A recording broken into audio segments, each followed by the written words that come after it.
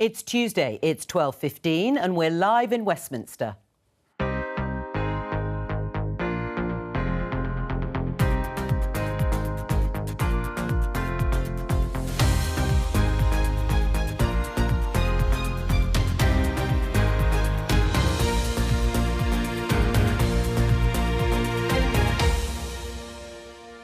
With me today, Conservative MP Tim Lawton, Labour MP Siobhan McDonough, political reporter for The Sun, Noah Hoffman, and Politico's UK editor, Jack Blanchard. Today, the race is on. We need leadership with a renewed sense of mission. Unlike others, I'm not going to promise you things without a plan to deliver them. We need to have a grown-up conversation about where we are. Liz Truss says she's best placed to take on Rishi Sunak. These cabinet ministers agree. Liz Truss is the best candidate. That's what we're working for. She's a proper Eurosceptic. She'll deliver for the voters, and she believes in low taxation. And she's a woman. The political temperature is rising, but so is the real temperature. Could it become an emergency? Also today, do we need to have a national conversation about this? Most people know me as Mo Farah, but it's not my name or it's not the reality. I was separated from my mother and I was brought into the UK illegally.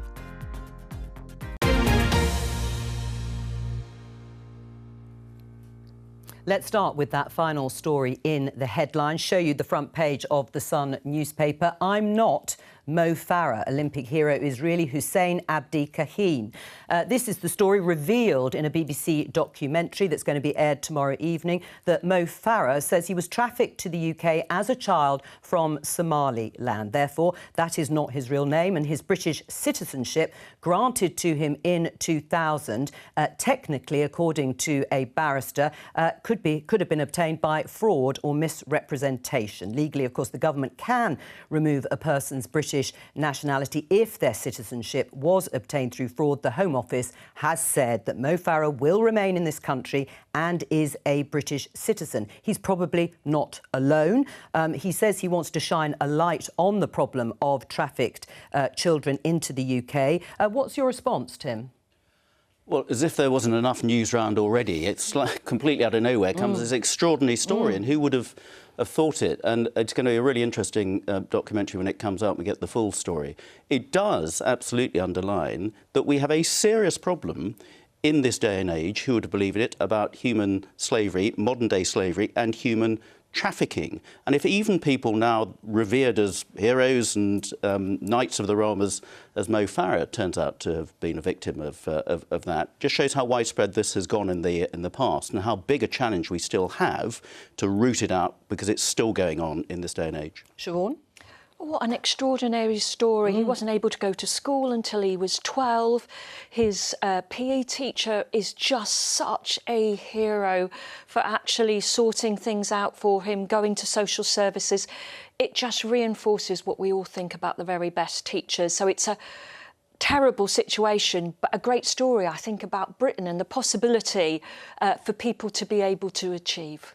What about a wider debate, a national discussion on the issues, really, that emerge from the revelations from Mo Farah?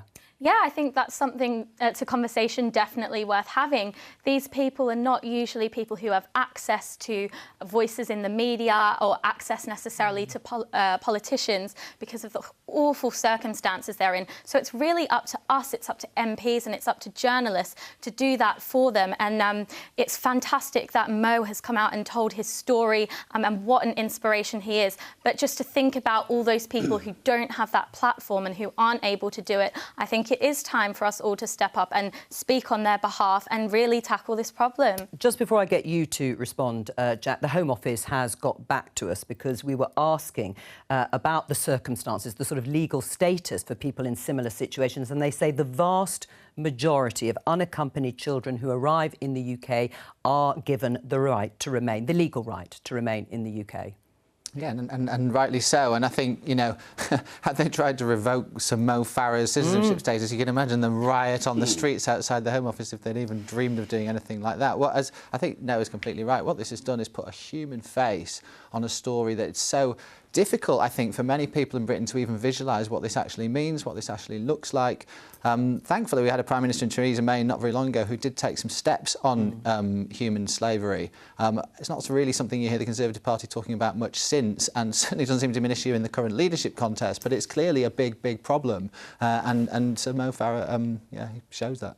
Except, Jo, my experience at my advice surgery is there is a significant issue about unaccompanied minors who come to the UK who are OK until they're 18, and all of a sudden then their status is withdrawn, they're not able to work, they're not able to study, they've been here... Even if they've been given legal right to remain in the way the Home Office has just responded, it's true, it's just a response to our question. That's been changed. I mean, the last migration bill, we had, I'm on the Home Affairs Select Committee, there's a really interesting campaign group called We Belong, which I very much support, who are largely children from Commonwealth countries who've been here since they were very, very young, and they become adults, and their status is still not settled. No. That has been changed, so there's now a speeded-up route for them to get proper citizenship and be here. And what happens at 18, though, which is what Siobhan is saying? Does that change, or does that come under threat in any way? No. So under the new measures that have come in, they would have to have a 10-year period before they would be considered. That's now been drastically reduced, and the cost of it reduced as well for kids who very clearly have a good claim and came here legitimately as well in many cases to stay here permanently. So much with the Home Office. That isn't the case for lots of people. Only at my advice surgery on Friday, I had an Afghani man who came here at age 9 or 10, got status until he was 18, and now finds himself in complete limbo. It's still, there are still some people who fall between two stools. So part of the job has been done. For a lot, we've still got to revisit the whole of that. But what the modern day slavery examples of Mo bring in is that we've got to be really scrutinous of who is coming to the country, whether it be on small boats or back of lorries as well, because some of them are victims, not just people trying to play the system as well. And so the truth got to look at everybody. We can't just give out sort of, visa status. But the truth is we don't know about the numbers either, do we? Because official Home Office numbers say 10,000, but other organisations involved in this area think it's as high as 136,000. Well, it's one of those issues that hasn't yet been discussed by some of the leadership candidates to be the next Conservative Party leader and Prime Minister, but you never know. Well, if you've noticed, or you've been hiding under a rock, you may not have noticed that the race to become Prime Minister and leader of the Conservative Party is firmly underway. Several more candidates launched their campaigns this morning. Rishi Sunak, Tom Tugendhat and Kemi Badenoch. Before we show you a flavour of those campaigns, they decided yesterday, Jack, the 1922 Committee of Backbench MPs, headed by Graham Brady, on the timetable. Can you just broadly tell us what's going to happen? Yeah, so there's a mad scramble going on right now all around Westminster amongst those people running to be the next leader to try and get the nominations from fellow Tory MPs to get themselves onto the first ballot paper. They've got until 6 o'clock tonight to do that. They need 20 supporters amongst their fellow MPs, and there's only 3 of them have got that so far. So there is a mad scramble going on. Only about half the Tory MPs have declared so far.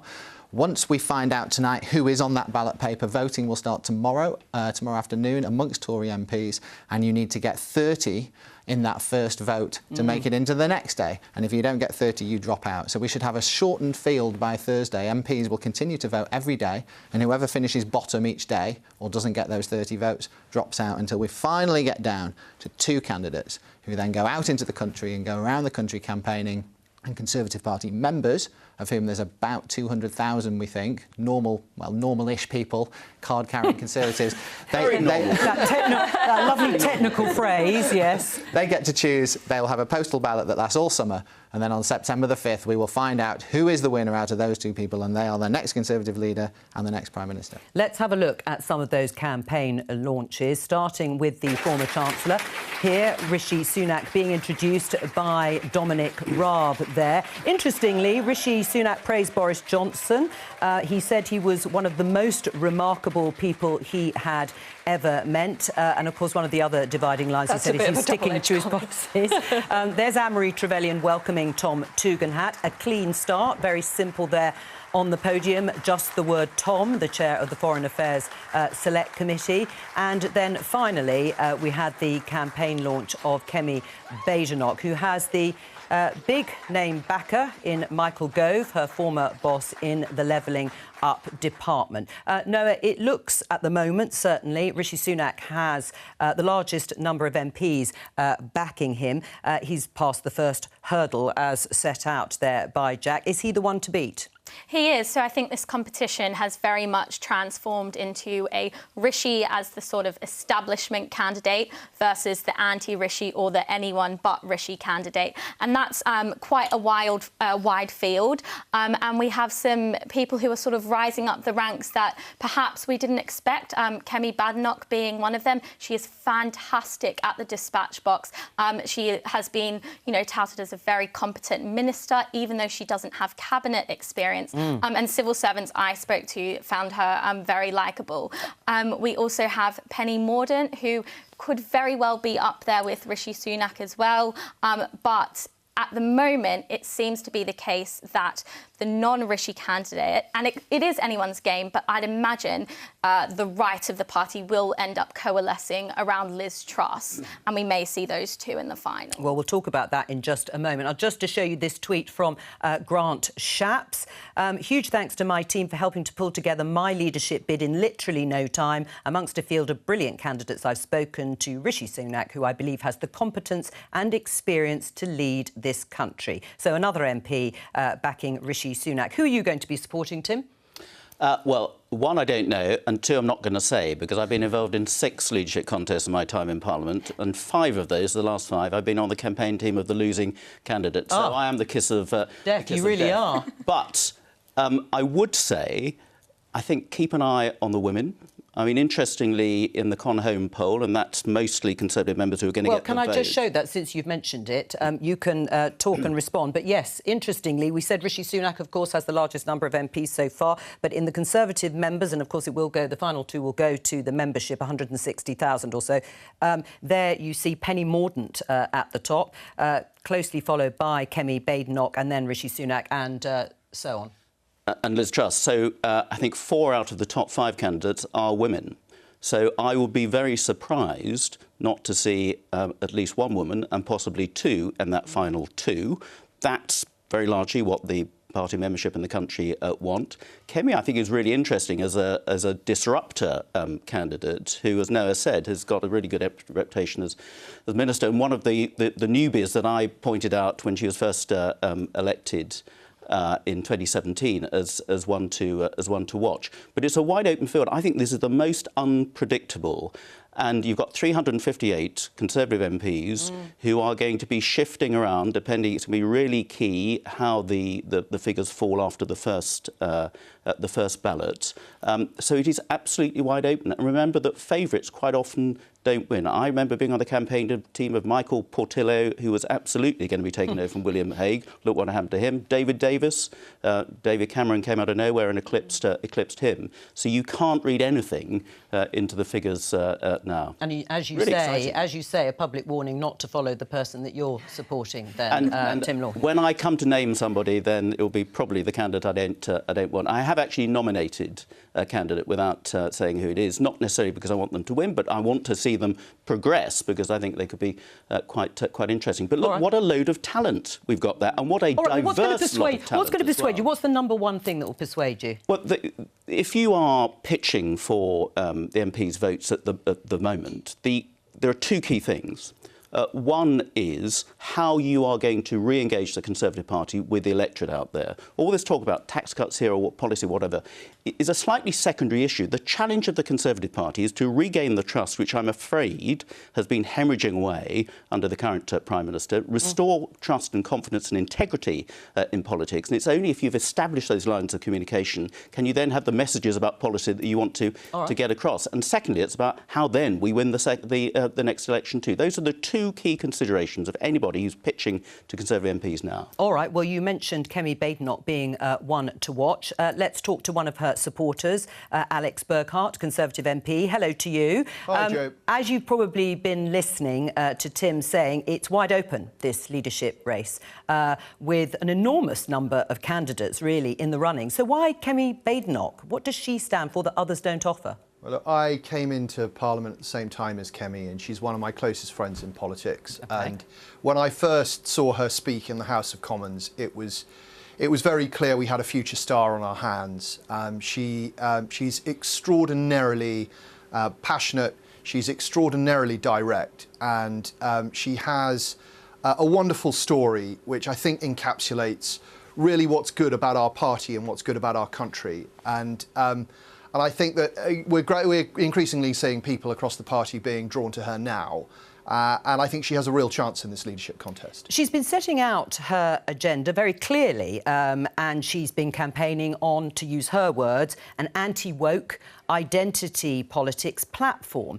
Is focusing on culture wars, which is how we term these sorts of discussions, really what the party wants or what the country needs? Look, that's simply one part of her campaign. But Her major preoccupation, Jo, is helping the country overcome the serious problems that it faces at this moment. And I think she's the person to do it. Firstly, because you don't get any BS with Kemi. She is always somebody who will give you the unvarnished truth. She will take the truth and she will unpack it, and then she will set to work on it.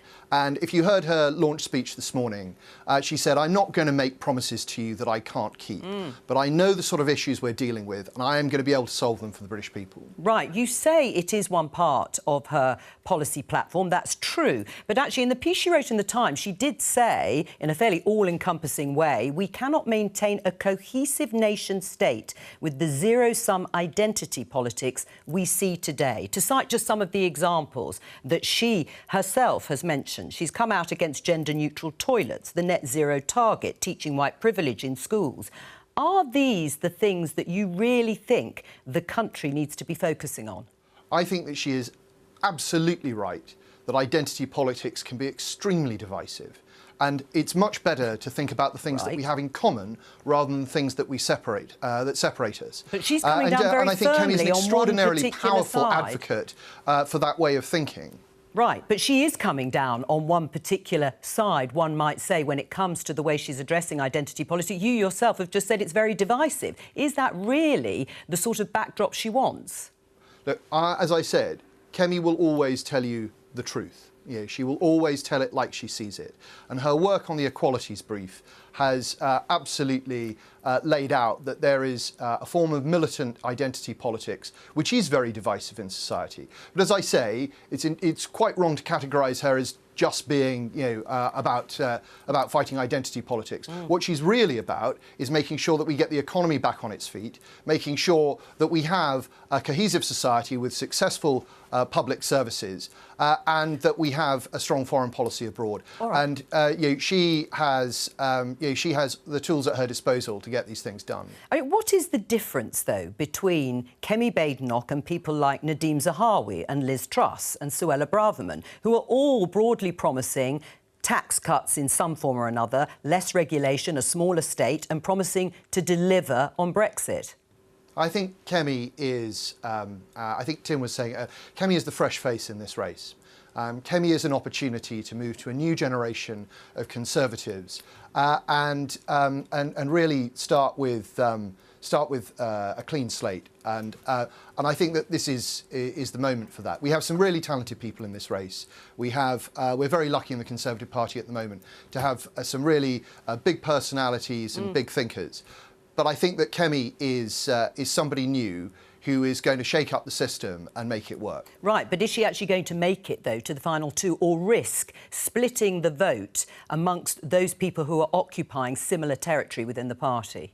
Kemi has a lot of support and she's going to progress. Right, so you're absolutely confident she's going to get the remaining supporters to make it through, certainly to the first round? I am very confident that she's going to make it. Right. She hasn't been a cabinet minister. Do you think she is just on the other side of you saying that she is a fresh face and she's relatively new and fresh? She's just inexperienced, young and untested to take on the leadership? She's young. I mean, that said, that she's older than David Cameron was when he became leader of the Conservative Party. I think older than Tony Blair was when he became leader of the Labour Party. She's older than Rishi Sunak. You say she's inexperienced, Jo, but she's worked in the Treasury, she's worked in the Department for Education, she's worked in the Department for Levelling Up Housing and Communities, and she's been a vice chair of the party. She has a really strong grasp of how Whitehall works and where it doesn't, and she knows the nuts and bolts of our party in a way that really appeals to Conservative MPs, because they know that she can help them get re-elected. So I don't buy this idea that she's inexperienced. Sure, she hasn't been in cabinet, but it's not what you do as a job, it's what you do with the job. And she has done a great deal with the portfolio of jobs she's held. And Alex, if she doesn't make it through to the final two, or even to next week, where would you take your support? I haven't thought about that yet, Jo. I'm focused on making sure that Kemi makes it to the final and wins. All right, Alex Burkhardt, thank you very much. Persuaded by that, Tim? Look, I said she's got a strong pitch. I called her the disruptor candidate. I think she's the most exciting of all the candidates. Does the Tory party want more excitement? We've had quite a lot of that in the last well, do you want more excitement? I think in many respects we need somebody who is the antithesis of Boris Johnson. Maybe somebody who's a little bit boring. But I just come back to the fact there are some really interesting new faces here. Kemi doesn't have what may be described as the baggage of having been in the cabinet before. All right. So you have to take some responsibility of what's happened up to now. So one to watch, and we'll see how it goes as to where my vote lies. I'm going to come to you in just a moment, Siobhan. I know while you're watching all of this, your reaction to what you heard there. Well, I think she's a very interesting candidate, and she's certainly put herself in line, I would say, for a big cabinet job already, even if she doesn't make it down to the final two winners. She's clearly got a lot of support, and she's clearly impressed a lot of people. I do think, though, that with people like this, you know, who haven't been in the front line of politics, she's never experienced any scrutiny. And the way this process by the Conservative Party has been so sort of truncated, we're going to find out in a few days who the final two are. And those two people are then going to come under scrutiny they have never seen before. And we saw it in 2016 with Andrea Leadsom, the same situation. The minute the spotlight shone on her, sorry about this, Tim, she did a Times interview, which was a complete disaster. She dropped out 2 days later, and we had a coronation of a Prime Minister who never even had to go through that leadership contest. And, of course, Theresa May probably should have done that, because we learnt later she wasn't very good at contests either. And so I think this idea of, like, suddenly pushing two people forward in a week and then sending them out into a contest is fraught with danger in terms of ending up with the best possible candidate. And we just don't know enough about people like Kemi to know whether they could do the job. Right, well, before we come to that, and we will relive that a little bit with you, Tim, Sorry, as Tim. you led Andrea Leadsom's campaign in 2016. But before we do, Noah, this idea that there could be a split, if you like, I mean, interestingly, people are saying on the right of the Conservative Party, I mean, arguably, Rishi Sunak is also, you know, on the right of the Conservative Party in terms of the anyone or whoever is going to be able to beat Rishi Sunak or not. What do you say about that? Do you think in the end people like Kemi Badenoch may end up supporting one of the others, perhaps Liz Truss? Yes, absolutely. Or they could end up supporting Kemi. I think it's all a numbers game. We have to see who makes that 20 threshold. So at the moment, as you said, we have Penny Mordaunt, Tom Tugendhat and Rishi who have made it. I know Team Truss pretty certain they have. Alex said that Kemi is, and Sajid's team are also quite confident as well. And then as the days go on, the scrutiny will come as well. Skeletons in the closet may come out, who knows? And we'll see that as the contestants sort of whittle down, the right are going to want to have their kingmaker fighting it out with Rishi Sunak, especially on the culture wars issues, which isn't the main issue of this contest. It's about taxes and it's about the cost of living, but that's more kind of a secondary issue and something that can sort of differentiate the candidates and separate the field. So we know Penny Mordaunt recently came under a bit of scrutiny around her conception of what a woman is, and so, yeah, they're going to have to pick someone eventually. What does it say about the Conservative Party that Rishi Sunak is now like the lefty liberal Remain? He voted for Brexit and he's clearly a right-wing chancellor, and you know, good on him if that's what he wants to do. But They talk about the centre of gravity moving before your eyes. Absolutely. It is very interesting, a slight sort of rewriting, if you like, in terms of people's credentials. Siobhan, how difficult would it be for Keir Starmer if Kemi Badenoch were to become leader of the Conservative Party and Prime Minister when it comes to those issues? Noah said they're secondary issues, but she has made them quite a centrepiece of her platform in terms of culture wars, identity politics. In her words, she knows who a woman is or what a woman is. Keir Starmer has struggled with those sorts of questions.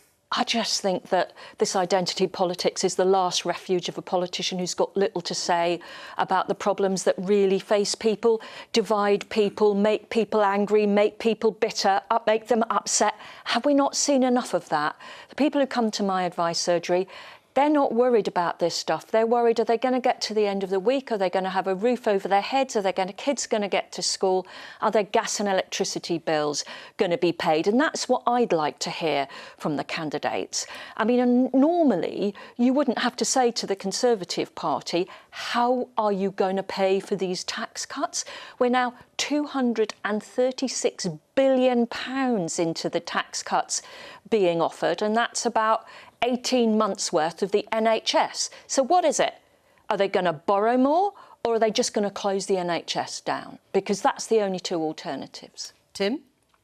Well, I haven't a clue where that 236 billion figure We've been comes keeping the figures. Yeah, well, that's the trouble. The Labour Party's figures are usually pretty dodgy. I think yours are pretty extraordinary at the moment. Well, I will get you to respond more broadly, but it is interesting, isn't it, that a number of cabinet ministers who are standing for the top job, who signed up to things like the increase in national insurance contributions, are now saying they're going to reverse it. Well, that's why I say I think it's going to be a bit difficult for candidates who are currently or have been in the cabinet then to say, well, actually, we're putting forward a different programme. I think everyone is absolutely focused, whatever Siobhan might say. Identity politics is an issue that really annoys people, and there's a much bigger agenda going on there. But all of the candidates and the talk of tax cuts or whatever it's going to be are absolutely focused on the number one priority of all of our constituents, which is how on earth are we going to make the budget balance and the cost of living crisis. Why would you be cutting taxes when you face inflation in the autumn of 11% and where we don't know where it's going to be in the new year? Because people need more money in their pocket, and we're taking too much money out of people's pockets. We are playing with fire here about people's futures. Would you like to see Keir Starmer set out a clearer policy on taxation and spending now as this contest is unfolding? Well, a policy will be good. I think it would be extraordinary for him to do it when we don't know whether we'll be facing an inflation. We're facing recession. We don't know what inflation is going to be. Only yesterday, Martin Lewis, the money-saving expert, said that the figures for what our gas and electricity bills are going to be in the autumn are actually too low, and people will be facing 3,600 free zone in the Labour Party. 2 years Absolutely not. 2 years before we came to power in 2010, I was a shadow minister there, busy putting out all sorts of policies to do with education and children's welfare. You did take on the windfall tax policy, which was put forward by Labour. But you have 11 candidates, all of whom are going to cut taxes, and none of them telling us how they're actually going to do that. You're telling us that the Labour Party is up to government, that Keir Starmer should be the next Prime Minister. You are a policy-free zone in what could be under 2 years to go to an election. Let me give you some what you've got to Let me give you some policies. The windfall tax that we all stayed in Parliament last night to vote for. They've taken that on broadly. Getting rid of charitable status on private schools so we can pay... How much is that going to raise? So we can ensure that the kids can catch up in schools, and you're never, ever going to improve... politics. How much is that going to raise? You're never going to improve productivity without improving This is clearly education. where the debate is going to be. Just before we move on, Jack did refer to the time in 2016 when Andrea Leadsom was down to the final two with Theresa May and then dropped out. Here in the Daily Express, Leadsom, don't quit like I did. Was it a mistake, Tim, now looking, and should the final two go to the membership? It was a really... Later today, Andrea's launching her book. She is. And there'll be a lot more detail, and actually it's a riveting read. The problem with Andrea, and I have no doubt that she would have won that final round if it's gone to the membership in the in the country. I have absolutely no doubt of that. The sort of messages of support we were getting from all around the country suggested she had a very, very strong following, and Theresa knew that. That's what she was scared of. But it was the wrong timing for Andrea. Andrea never intended to throw her hat in the ring. I spent the weekend before close of nominations with her. It was her husband's birthday. We were up in the middle of nowhere. My mobile phones didn't work, and we decided at the end of it this was not the time for her. She had a young daughter and all sorts of other family commitments. She was forced into it because of the shenanigans by Michael Gove and Boris. So she wasn't prepared, and it was amazing that we got from a complete standing start to her becoming a very, very creditable second. In retrospect, there was the Times interview, which was unfortunate. That was not the reason she withdrew. That, if anything, goaded her to stay on to prove that she was misquoted on that. But it was how things could have been different. Right. Well, I don't know whether she was misquoted. We're going to talk about that tomorrow because Andrea Leadsom is on the programme. Let me just show you this headline, The Guardian. Labour to call for no confidence vote in Boris Johnson. This is the last opportunity, it says there, to get Boris Johnson out. Now, they said that, the Labour Party, that they would hold this vote because Boris Johnson wasn't leaving office immediately, so the vote could be held tomorrow. But what's the point? Conservative MPs like Tim Lawton aren't going to back you. You'll never win. Well, I think they should. I mean, the man is a security risk. I mean, he met a KGB official while Foreign Secretary without his detail. Who can be sure what he's going to do, spend our money on between now and September the 3rd? I think he's got to go. But you know you're not going to win, so what is the point of it? Well, it's to try to win. It's to make the argument. It's to ask the Conservative MPs, who are heartily sick of him, to come with us and to vote to put the Deputy Prime Minister in place. John Barron was sitting in that seat on Friday, and he didn't completely discount the idea that he might support a confidence motion, no confidence motion in Boris Johnson. Well, that's a matter for John. The purpose of this vote is entirely to deflect attention from the fact the Labour Party have got absolutely nothing to say, and they're desperately coming up with something to say. Just remember, the Labour Party is still here. I mean, it's pretty pathetic, isn't it? No, I want him gone, and I think a lot of people would support me. He's abused the trust of the British people. He's tried to make money. He's going in 6 weeks' time. I want him gone now. Well, you can't have a complete vacuum in who is the the Prime Minister. Somebody's got to be running the shop. Yes, exactly. And there is a Deputy Prime Minister who has already... Who has no constitutional position. Who has stepped in order to do that when the Prime Minister was unwell with coronavirus. For a matter of days. It's always been... There is no caretaker position, Prime Minister position. But he's already been the caretaker. There is no constitution... He has already been the caretaker. There is no constitutional position of a Deputy Prime Minister. He has already been the caretaker. We need that continuity. I don't see the problem. All right, I'm going to stop you there because the last thing Boris does is provide you continuity. We're going to see this no confidence motion tabled and probably take place tomorrow. Let's talk about another issue, because one subject that has certainly unified pretty well all the candidates, I haven't heard from all of them specifically on this issue, but that is over a second Scottish independence referendum. They're all against it happening, certainly within 10 years or the next generation. Let's just have a look at this tweet from Philip Sim, BBC Scotland reporter. UK government has today lodged its initial response to ScotGov's IndyRef2 case at the Supreme Court. It confirms the Advocate General for Scotland will be a formal party to the case and that he's asking the court to consider whether it should accept the Lord Advocate's referral. Well, let's talk to Dr Philippa Whitford, SNP MP. Welcome to you. What do you say to that?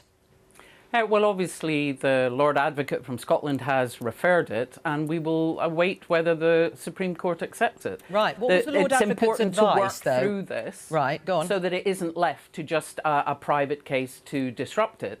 But it's wrong that Scotland, who has voted SNP wins in 8 out of 8 elections to express its wish to reconsider the vote of 2014, is left with nowhere democratic to go. Right, but as you've heard me say, and you'll have heard from all of the candidates, I can just show you this on the front page of the Scottish Daily Mail. I'll batter down SNP's yellow wall. That's Penny Mordaunt putting the UK's future at heart of her number 10 bid. But all of them are saying no to a second independence referendum. What's your message? Well, I think it's just anti-democratic, and unfortunately we get the same from Keir Starmer, which is very disappointing. The only legal gap in writing in UK legislation between referenda on a constitutional issue is in the Good Friday Agreement and is 7 years. We're asking, because the UK that people voted to stay in 2014 is utterly changed by Brexit and everything that has happened since then, we're asking for a vote at 9 years. And I think that if they're not afraid of the argument, if they think that no is going to win again, why are they afraid to debate the issue? Why are you afraid, Tim? It's going to be a legal case. If anything is undemocratic, it is to say that because you didn't like the result 7, 8 years ago, then you're going to do it again. It was absolutely billed back in 2014 by Nicola Sturgeon and Philippa and all her colleagues. This is a once-in-a-generation opportunity. Generations last for more than 8 years in this country, and with everything else that is going on at the moment, with the cost of living crisis which is being handled particularly badly in Scotland, with the crisis in the Scottish education system and health outcomes, spending £20 million and indulging in this complete sideshow of yet another referendum on independence, that the opinion polls show that even those who want independence don't want a referendum at this stage, is a complete and utter joke. And I think Philippa knows that as one of the more sensible SNP members here. Oh, well, lucky you, Philippa. Philippa.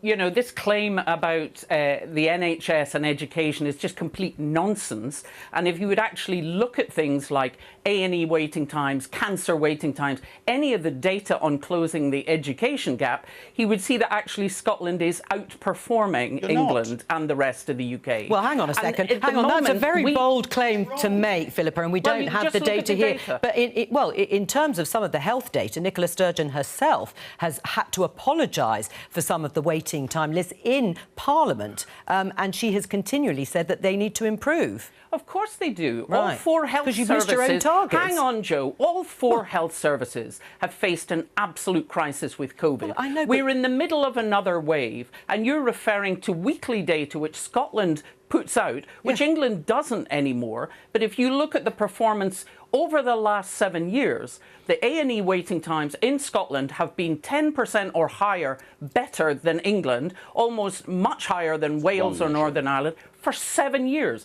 So argue about independence, but don't argue on the performance of the NHS, because if you bother to look, or anyone bothers to look at the data, they'll see it's different. Right. And to refer to the cost of living crisis, the Scottish Government doesn't have the levers to fix that. This is why it's actually urgent that we get a chance to change the kind of economy we have coming out of COVID, so that we have a fairer, greener, more sustainable economy, because we all know we need to be somewhere different by the end of this decade, or we will burn the planet. If the court rules that it isn't legal to hold that referendum, what will you do? Well, the First Minister has been quite clear that we will use the next election, whether that's a general election or a Scottish election, so that people in Scotland can at least express their wish. And that is something that politicians here, no politician has the right to say that Scotland should be locked in a cupboard with no view on the future. And when Tim says, oh, you go on having votes, is he suggesting the Labour Party should disappear? Is he suggesting that during the Blair years, the Tory party should have given up? People vote for what they believe, and democracy is not a single event. But the biggest thing is the UK people voted to stay in just simply doesn't exist anymore. Well, Tim, it's a pretty passionate claim, not just around democracy, but that you just cannot keep denying the SNP, the government there, the right to ask again. Referendums are used very sparingly in this country. But things have changed, for haven't they? major constitutional matters, be it on Brexit, be it on devolution for parts of the United Kingdom. Having another referendum after a very conclusive result 8 years ago in 2014 is not a priority for the Scottish people, as the opinion polls show, even for those people who actually may favour independence. How many times are we going to have it? Are we going to have best of 3 if we get another no, if there is another one? There are other bigger issues to be getting on with. All right. Philippa Whitford, thank you very much for joining us. Just before we move on to our final story, Siobhan, you will have heard Dominic Raab at Rishi Sunak's launch this morning repeating the suggestion that actually a Labour-led coalition would make a deal with the SNP in order to form a government. Now, that worked quite successfully in 2015 when Ed Miliband was leader. How's Labour going to counter that? Well, Keir Starmer's made it completely clear that there's absolutely no deals to deal with the SNP. And actually, in Scotland, Labour's gone so far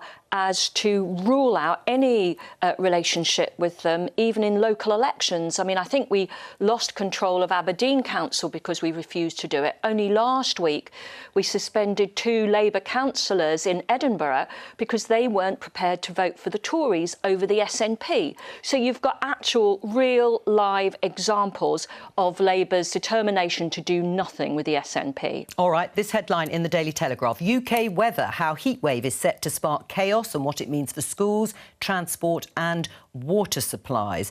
There's talk of some sort of emergency measures coming into play. Is this likely to be due to climate change, Tim? Oh, I'm sure climate change is playing a big part of it. I'm absolutely one who's very worried about climate change, along with the vast majority of my Conservative colleagues in Parliament. Right, except for this one, Sir John Hayes. This is not a brave new world, but a cowardly new world where we live in a country where we are frightened of the heat. It's not surprising that in snowflake Britain, the snowflakes are melting. Thankfully, most of us are not snowflakes. The idea that we clamour for hot weather for most of the year and then shut down when it does heat up is indicative of the state in which we now live. Is he wrong? Yes. Yeah. Completely and utterly, and usually is. Right, and usually is. Oh, well, just for the record, thank you for that. Jack, what do you make of this? I mean, there are, and has been, I think, a Cobra meeting, an emergency meeting, or there's about to be one about the heat wave, taking the issue very seriously. And so there should, and I was pleased in the context of the way that headline was written, still seeing far too often in newspaper coverage of these things, happy people on beaches to illustrate these stories. They're actually not taking a step back, and yeah, it might sometimes, although 36 degrees is probably a bit too hot for the beach, you've got to take a step back and look at what is happening here. And I have to say, taking it back to the Tory leadership contest, it's not exactly encouraging to watch the way these candidates are talking about this. If you do care about the future of the planet, you don't see any of them making this front and centre of their campaign at all. In fact, a lot of them are running a country mile from the net zero policies that Boris Johnson maintained after Theresa May introduced. And yeah, it just feels like this clamour for the support of the Tory membership, who are perceived to be more right-wing and conservative on these sorts of issues, although I don't know whether they really are or not, is going to be a problem long term. Yes, what do you make of that? As an issue in this contest, I mean, Suella Braverman has said she wants to suspend the 2050 target. It wasn't clear when we spoke to one of her supporters yesterday when they would put that in place, reinstate it. So I think climate change is an issue that across the ideological spectrum people really care about. Everyone wants their grandchildren, their great-grandchildren to have a thriving planet to live on, and it is upsetting to many people to see this issue sort of be buried under the rug or people even move away from it. So I know Suella Braverman has come out and said that she would sort of suspend that target. Kemi Badenoch has also toyed with the idea. But I do disagree with this thought that all Conservatives are not too bothered about net zero and the environment. I just don't think that's true. There's a fantastic Conservative Environment Network. The Prime Minister's wife, the current Prime Minister's wife, Carrie Johnson's very keen on wildlife. I think it is an issue that people care about. Nobody wants net zero to come at the cost of, you know, working people and how much money they can have. But I don't think the two are incompatible. Right. What about your readers in terms of the costs that have been set out in terms of achieving net zero? Steve Baker, who is backing Suella Braverman's campaign, is very exercised about the costs and doesn't think the government has been honest enough with people about that. Well, we saw the net zero strategy and we saw the costs laid out, although, in fairness, that did come out before everything kicked off in Ukraine, before we saw inflation rise at the rate it has. So they may have to rejig that strategy, and whoever the next Tory leader is will probably have a big job on their hands, but it would be a shame to see it abandoned completely. We want to find a way for working people to be able to, you know, deal with the cost of living crisis and deal with the environment. Presumably you couldn't back Suella Braverman then on that basis? Look, I'm not saying I'm backing. I thought I might get you there. No, it's absolutely right. There is not going to be a fundamental change in environment policy by whoever takes over in the Conservative Party. I'm a member of the Conservative Environment Network. It's a very powerful lobby, well over 100 members. We've made huge progress under Conservative governments the last 12 years, and we're going to continue to do so. And fuel security for Ukraine shows why renewables are absolutely essential part of our future. That's all we've got time for. I'll be back tomorrow at 11:15 from all of us here. Bye-bye.